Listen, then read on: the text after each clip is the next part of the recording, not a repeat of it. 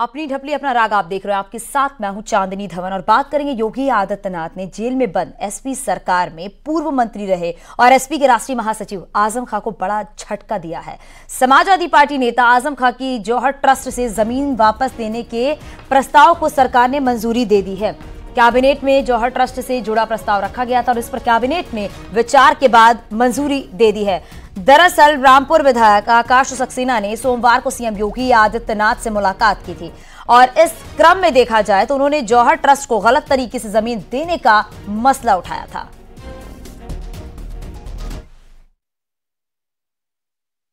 $1990 से पहले का मामला है। रामपुर में एक स्कूल हुआ करता था, राजकीय मुर्तजा स्कूल।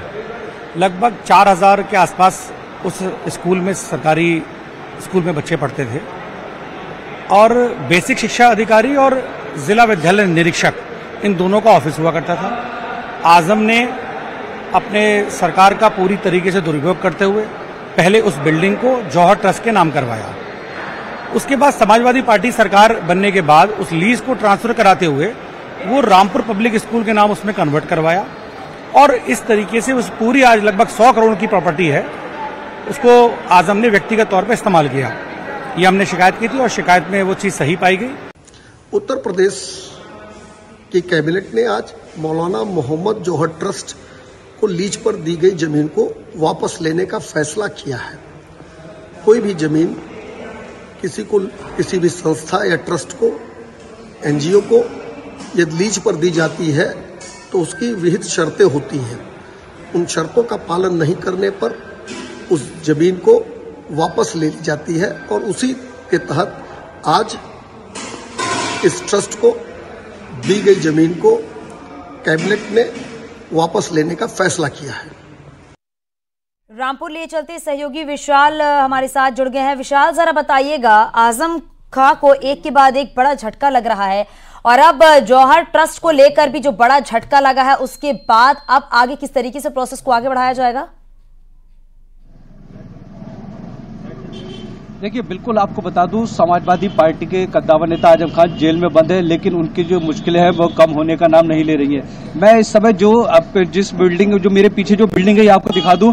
इस पे आजम खान का रामपुर जौहर ट्रस्ट जो है, आजम खान का जौहर ट्रस्ट वो रामपुर पब्लिक स्कूल संचालित करता है। वहीं इसी के बराबर में ठीक जो रामपुर का समाजवादी पार्टी का पार्टी कार्यालय दारुल उल अवाम, वो यहाँ पे आजम खान का जो पार्टी कार्यालय है वो हैगा। समाजवादी सरकार में जौहर ट्रस्ट को जो था ये लीज पर दी गई थी, जिसपे रामपुर पब्लिक स्कूल जो था संचालित था, लेकिन जिन शर्तों पे ये लीज पे दी गई थी उन शर्तों का उल्लंघन किया गया। भाजपा विधायक आकाश सक्सेना हनी ने इसकी शिकायत की गई। शिकायत के बाद रामपुर डीएम ने इसकी जांच कमेटी बैठाई। जांच कमेटी के बाद जो तथ्य सामने पाए गए कि हाँ, बिल्कुल जो नियमबद्ध तरीके से इसका प्रयोग किया जा रहा है, जिसके बाद उन्होंने जो शासन को लिखा कि इसकी जो लीज जो है, लीज को निरस्त किया जाए, उसको जमीन को जो कब्जे में लिया जाए। इसमें समाजवादी सरकार से पहले इसमें जिला बेसिक शिक्षा विद्यालय, जिला विद्यालय निरीक्षक और रामपुर का राजकीय मुर्तजा स्कूल इसके अंदर संचालित था। लेकिन जब ये तीनों ही जगह जो थी दूसरे भवनों में शिफ्ट हो गई तो ये जगह खाली हो गई, जिसको सपा सरकार में आजम खान ने लीज पे ले लिया। वहीं आज योगी सरकार की जो कैबिनेट ने एक आजम खान को बहुत बड़ा झटका दिया है कि जो जौहर ट्रस्ट से ये लीज पे जो जमीन दी गई थी वो उसको वापस ले ली है। करीब 100 करोड़ की ये जमीन है और लगभग 41,181 वर्ग फीट की ये जमीन है। तो जाहिर बात है आजम खान को एक बहुत बड़ा झटका लगा है।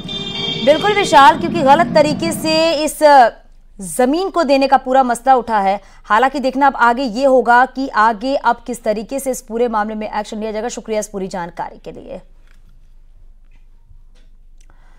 एसबी अध्यक्ष ओम प्रकाश राजभर ने एक बार फिर अखिलेश यादव को आड़े हाथों लिया है। पीडीए की नई परिभाषा को लेकर अखिलेश पर तंज कसते हुए राजभर ने आरोप लगाया है कि अखिलेश जो कहते हैं उस पर कायम नहीं रहते हैं। पहले वो पीडीए का मतलब पिछड़ा, दलित और अल्पसंख्यक बताते थे और अब अचानक उन्होंने ए से अल्पसंख्यक के बजाय अगड़ा कहना शुरू कर दिया है। साइकिल यात्रा पर सवाल खड़े करते हुए राजभर ने कहा है कि अखिलेश की साइकिल यात्रा की हवा निकल जाएगी। वो जो भी बात अब तक कह रहे हैं उस पे वो अडिग नहीं है। उदाहरण देख लीजिए, आप देखिएगा साइकिल जो उनकी यात्रा है वो उसकी हवा निकल जाएगी। आप देखिएगा, आपने देखा कि जितने भी योजना वो बनाते सिर्फ कागज पे हैं, धरातल पे उतारना बड़ा टफ हो जा रहा है उनके लिए। और आज जो नारा दे रहे हैं, अब पीडीए खत्म कर दिए। ये से अगड़ा शुरू किए। यही बतिया तो हम समझा रहे थे कि जब पी से पिछड़ा और डी से दलित और से अल्पसंख्यक, तो सामान्य वर्ग वहाँ क्या कर रहा है? उनको तो साथ छोड़ के हट जाना चाहिए ना। अब कहाँ गया? अल्पसंख्यक छोड़ दिए, डबलिया दिए हैं। मऊ में ओम प्रकाश राजभर ने मंत्री बनने की तारीख का ऐलान कर दिया है। ओम प्रकाश राजभर का दावा है कि दारा सिंह चौहान और मैं दोनों मंत्री बनेंगे। 7 नवंबर को फाइनल डेट बता देंगे। कल दिल्ली मिलने जा रहे हैं। बनेंगे, दारा क्यों नहीं बनेंगे? आप हम तो बनेंगे, टाइम आने दीजिए। देखिए जो चर्चा चुनाव से पहले ये धमाका होगा क्या? अब देखिए इसकी खबर हम आपको 7 तारीख को बताएंगे फाइनल। 7 तो है, इसी 7 को हम हो सकता है कल परसों में दिल्ली जाएं तो एक्यूरेट डेट बताएंगे कब डेट को। अमित शाह से मिलने मुलाकात फिक्स हो गई है? नहीं, फिक्स नहीं है, कल बात करेंगे। कल महीने की शुरुआत है ना। मतलब 7 तारीख को फाइनल हो जाएगा? नहीं, 7 को फाइनल नहीं, मतलब 7 तक हम आपको बता देंगे कि कब क्या होगा। समाजवादी पार्टी के अध्यक्ष अखिलेश यादव ने प्रेस कॉन्फ्रेंस कर बड़ा आरोप लगाया है। अखिलेश का आरोप है कि उनकी जासूसी की जा रही है, उनके फोन को टैप किया जा रहा है। अखिलेश का कहना है कि फोन कंपनी से उनके पास ऑफिशियल मेल आया है जिसमें कहा गया है कि उनके फोन में घुसपैठ की जा रही है। कंपनी का कहना है कि वो अलर्ट पर है। आज भी अगर बीजेपी चाहे तो उसकी सच्चाई बाहर आ जाएगी। तो लोगों की जान जा रही है। क्या ये इंटरनल सिक्योरिटी का मामला नहीं है? क्या केरला में जो घटना हुई वो इंटरनल सिक्योरिटी का मामला नहीं है? सरकार आखिरकार क्या कर रही है?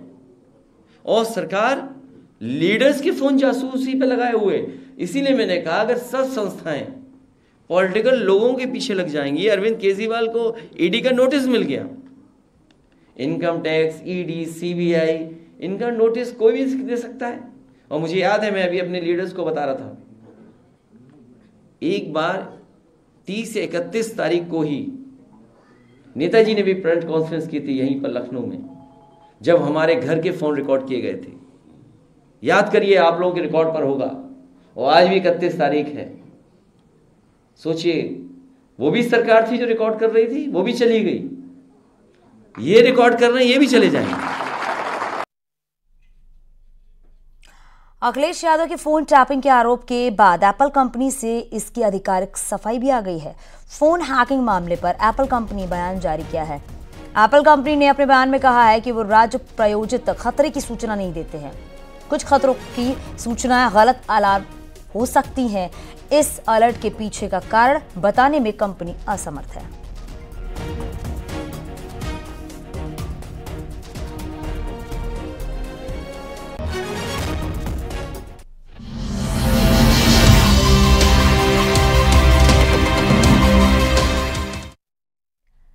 सीएम योगी ने गन्ना किसानों को दिवाली से पहले बड़ा गिफ्ट दिया है। यूपी के सीएम योगी आदित्यनाथ ने कहा है कि गन्ना मूल्य भुगतान प्रदेश सरकार की सर्वोच्च प्राथमिकताओं में शामिल है।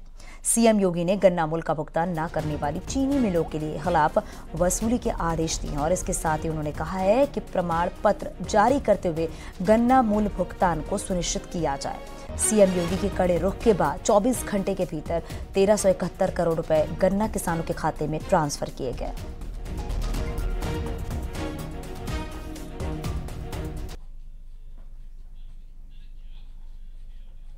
के लिए मुख्यमंत्री योगी आदित्यनाथ ने निर्देश दिए हैं, क्या कुछ कहेंगे? हाँ, बिल्कुल। गन्ना किसानों का भुगतान पूरा भुगतान किया जाएगा। इतना भुगतान कभी हुआ ही नहीं। 2,20,000 करोड़ हमने किसानों के खाते में डाल दिया अब तक। चीनी मिलों को निर्देश दिए हैं कुछ आपने? पूरी तरह से गन्ना भुगतान तो बिल्कुल। सरकार के इस दिवाली गिफ्ट से किसानों में खुशी का माहौल है। अलग अलग शहरों का न्यूज़ 18 की टीम ने जायजा लिया, जहां किसानों ने सरकार का शुक्रिया अदा किया। पूरा साल इनकी वेट करते करते हो गया। सरकार ने अब इनको पैसा दिया है, तब इन्होंने हमारा यह भुगतान शुरू किया है। हम सरकार के बहुत शुक्रिया गुजार हैं कि जो उन्होंने हम लोगों का त्यौहार से पहले हमारा बारे में सोचा और हमें त्यौहार में खासकर जो हमारी घर की महिलाएं हैं, उनका कल का करवा चौथ का त्यौहार है और उनके त्यौहार से पहले उन्होंने भुगतान हमारा आज किया है। हम उसके लाख लाख शुक्रगुजार हैं। अरे हमारा कहना तो यह है, सरकार जो है पेमेंट सबसे गंदा पेमेंट कर रही, लेकिन गंदा पेमेंट करने के बाद में आज यह बात हुई कि अभी हमारा पैसा रुका हुआ है, उसे देने के लिए तैयार है, दे दिया भी कुछ, लेकिन जो सुधार आवेगा इसमें तो करना पड़ेगा, नहीं करना घटेगा। और भाई देखो, सरकार ने, योगी सरकार ने महत्वपूर्ण किसान के हित में काम किया है। यू बाकी थोड़ा सा गन्ने का भुगतान बढ़ा दे, ब्याज दिवा दे गन्ने पर, हमारे बकाया पे वाजी कर देंगे और सरकार को 2 बार मोहर मार देंगे सरकार पे। मुख्यमंत्री जी ने गन्ने का भुगतान कराया है, करोड़ों रुपया बस्ती जिले में बाकी था। अब जब पैसा मिल जाएगा तो गन्ना और ज़्यादा से ज़्यादा बोया जाएगा। बहुत अच्छा विचार बनाया है मुख्यमंत्री जी ने, जो जिससे बच्चों का पढ़ाई और भी जो किसान की जो प्रॉब्लम होती है सॉल्व हो गया है। और इस तरीके से गन्ना का जो भुगतान होगा, इससे भविष्य में किसान के लिए बहुत फायदेमंद होगा। नहीं, अब पैसा मिल गया तो जो सारी दिक्कतें हैं, जैसे मतलब खेती किसानी का है और मतलब दर शादी विवाह का, तो समस्या सब सॉल्व हो जाएगी। यह त्योहार का सीजन है, दीपावली नजदीक है सब, लेकिन इस समय 82 करोड़ रुपया योगी सरकार के माध्यम से आया है और हम लोगों को बहुत रिलीफ मिलेगा। और ऐसे ही भुगतान होते रहे तो बहुत अच्छा है। हमारा भी आया, हमारे गाँव के और कई लोग का है। नहीं, पैसा जो मिला है इसके लिए हम सरकार को बहुत बहुत धन्यवाद देते हैं, इसलिए कि दिवाली का समय है और पैसा जो खाते में आया, इससे बहुत सी सहूलतें मिली हैं हमको। बीज डालना है, खाद डालना है, पानी है या जो भी दवा वगैरह जो भी डालना है, उससे भी राहत मिली हमको। हमारी योगी सरकार में किसानों को कोई दिक्कत नहीं हो रही है, समय पर पैसा मिल रहा है। दिवाली में खर्चा किसी तरह से करें, पूरा पेमेंट हो चुका है हमारा। किसानों के लिए गन्ना मूल्य जो भुगतान है, ये रुका हुआ भुगतान है, उससे जो था बहुत राहत मिलेगी और हमारे मुख्यमंत्री का इनका सराहनीय करते हैं। बहुत बहुत धन्यवाद। इस कदम को जो है हम अच्छा बताते हैं, जो इन्होंने कदम उठाया है मुख्यमंत्री जी ने, कि उनका तत्काल पेमेंट करा जा रहा है, सही है, बड़ी अच्छी बात है। सीएम योगी आदित्यनाथ की अध्यक्षता में आज कैबिनेट की बैठक हुई। इस बैठक में 21 में से कुल 20 प्रस्तावों को मंजूरी दे दी गई है। कैबिनेट की बैठक में रामपुर में जौहर ट्रस्ट से जमीन वापस लेने के फैसले पर मुहर लगी है। ट्रस्ट के नाम पर यह जमीन नियमों को ताक पर रखकर आजम खान ने ली थी। इसके अलावा बैठक में उज्ज्वला योजना के लाभार्थियों को दीपावली पर मुफ्त गैस सिलेंडर देने पर मुहर लगी है। इसके तहत 1,75,04,385 लाभार्थियों को मुफ्त सिलेंडर दिया जाएगा। बैठक में बड़ी कंपनियों को यूपी में निवेश के लिए आकर्षित करने के लिए रियायती दरों पर जमीन देने और प्रोत्साहन देने के प्रस्ताव को मंजूरी दी गई है। प्रदेश में एफडीआई नीति के तहत ही 100 करोड़ रुपए से अधिक के निवेश पर जमीन खरीदने और स्टाम्प ड्यूटी में छूट देने के प्रस्ताव पर मुहर लगी है। जनपद रामपुर में मुर्तजा उच्चतर माध्यमिक विद्यालय में आवंटित भवन भूमि को मौलाना मोहम्मद जौहर ट्रस्ट को वापस किए जाने के संबंध में ये भी आज लगभग इस भूमि का क्षेत्रफल 41,181 वर्ग फुट है। ये जब इनको आवंटित की गई थी तो इन्होंने शर्तों का उल्लंघन किया और खास तौर से इसमें लीज दी गई थी कि विश्वविद्यालय का एक्सपेंशन करना है, विश्वविद्यालय बनाना है, लेकिन उसमें राजनीतिक दल का कार्यालय बन गया। इसलिए वो भूमि आज वापस दी जा रही है। आगरा में तेल कारोबारियों पर आईटी की रेड हो रही है। 3 कारोबारियों के घर, प्रतिष्ठान समेत कई ठिकानों पर ये छापेमारी हो रही है। इनकम टैक्स चोरी की शिकायत पर विजयनगर कॉलोनी में ये कार्रवाई चल रही है। इनकम टैक्स की टीम ने कई कागजातों के साथ इलेक्ट्रॉनिक डिवाइस को अपने कब्जे में ले लिया है। बताया जा रहा है कि आईटी की टीम को टैक्स में हेरफेर, टैक्स चोरी और आय से अधिक संपत्ति की सूचना मिली थी।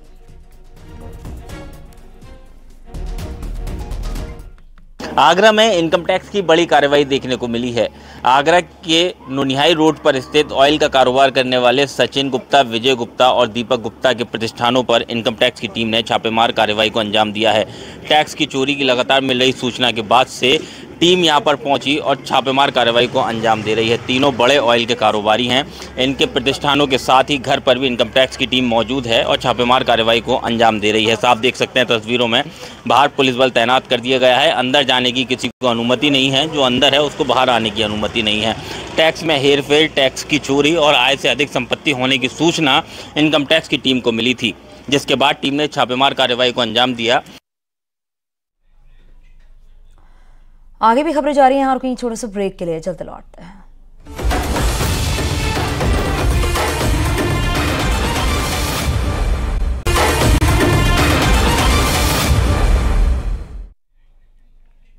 चलिए बात कर लेते हैं। लखनऊ में फिल्म तेजस की स्पेशल स्क्रीनिंग में सीएम योगी शामिल हुए। सीएम योगी के साथ उत्तराखंड के सीएम पुष्कर सिंह धामी भी मौजूद रहे। कंगना रनौत भी इस दौरान मौजूद रहीं और यूपी कैबिनेट के मंत्री भी मौजूद रहे। लखनऊ के लोक भवन में फिल्म की स्पेशल स्क्रीनिंग हुई।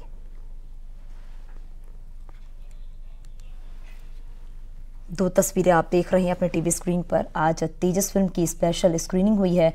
इस दौरान योगी कैबिनेट के तमाम मंत्री मौजूद रहे और साथ ही फिल्म अभिनेत्री कंगना रनौत भी खुद पहुंची हुई थी इस फिल्म को देखने के लिए। पहली तस्वीर में सीएम योगी आदित्यनाथ आपको नजर आ रहे हैं, साथ ही सीएम पुष्कर सिंह धामी भी पहुंचे हुए थे फिल्म तेजस देखने के लिए।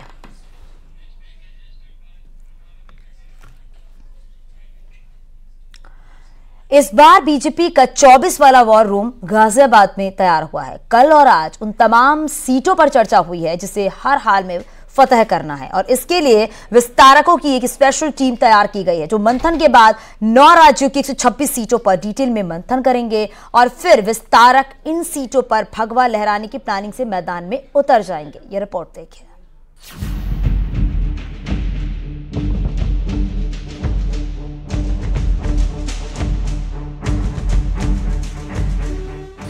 बीजेपी का 24 वाला वॉर रूम गाजियाबाद में तैयार हो गया है। यूपी से उत्तराखंड तक और हरियाणा से हिमाचल तक नेताओं को टास्क मिल गया है और संगठन महामंत्री और डिप्टी सीएम ने फॉर्मूला फाइनल कर लिया है।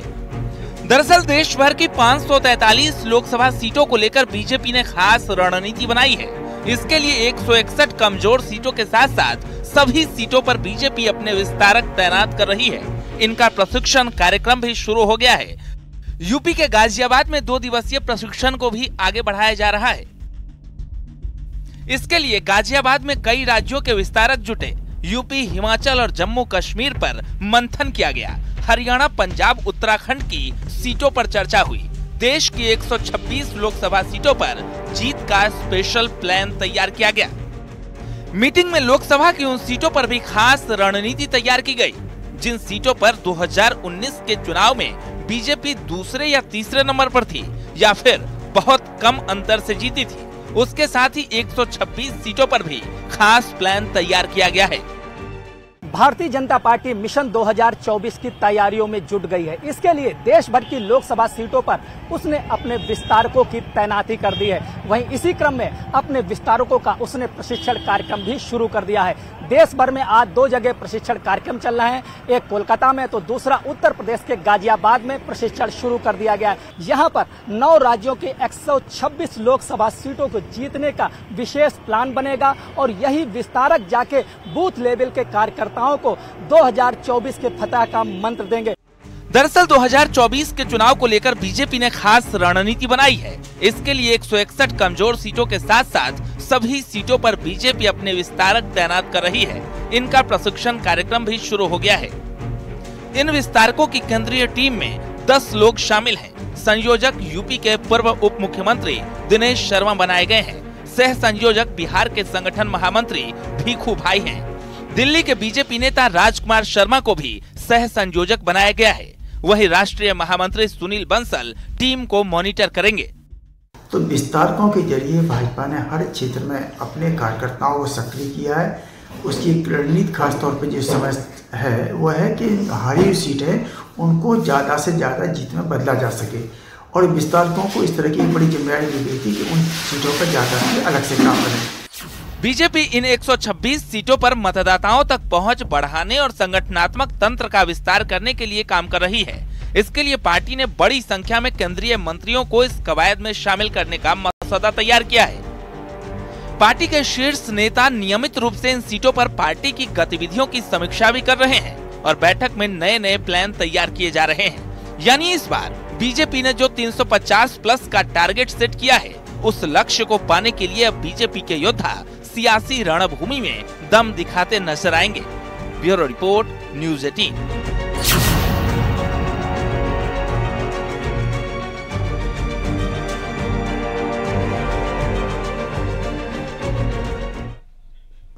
आगे भी खबरें जारी हैं, यहाँ रुकेंगे छोटे से ब्रेक के लिए। आप बने रहे न्यूज़ 18 के साथ।